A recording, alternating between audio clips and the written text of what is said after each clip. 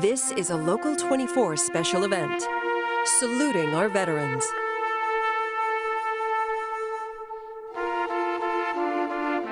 Tonight, Local 24 News is shining a light on Mid-Southerners who served our country and defended our freedoms. Thank you for joining us for this special Veterans Day edition of Local 24 News at 6. I'm Richard Ransom. And I'm Katina Reagan. For the next half hour, we'll honor former service members, young and old, whose experiences in the military are still shaping their civilian lives. Local 24 News reporter Brad Broders begins our coverage now with a profile of an Arkansas Army vet who still serves his nation, but in a different form.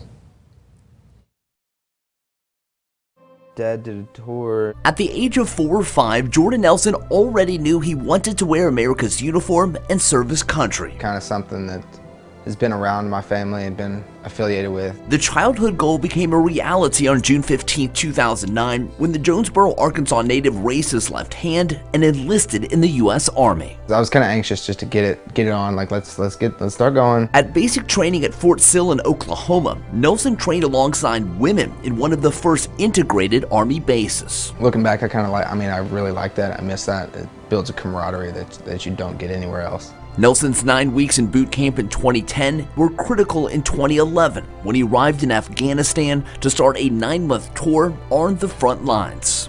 And I was super scared. All the news coverage. The fears grew as bullets flew at times dangerously close to Nelson and his 20-person team. Go to the worst part of the world that you can absolutely think of. Set up a barbed wire fence around yourself, wear body armor, and tell people you're there to help. It's not always fun.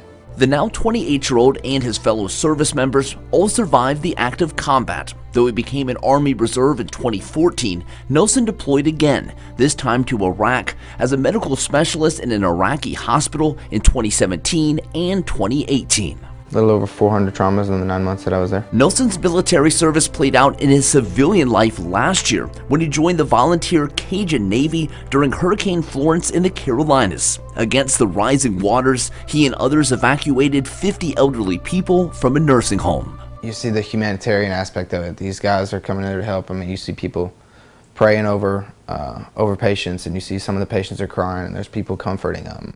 Jordan Nelson said he's ready to answer the call again with the Cajun Navy. In the meantime, he says poker games with his fellow veterans or volunteering at a local VFW is a good way to hold on to that spirit of military companionship long after the service on the battlefield is over. Brad Broders, Local 24 News.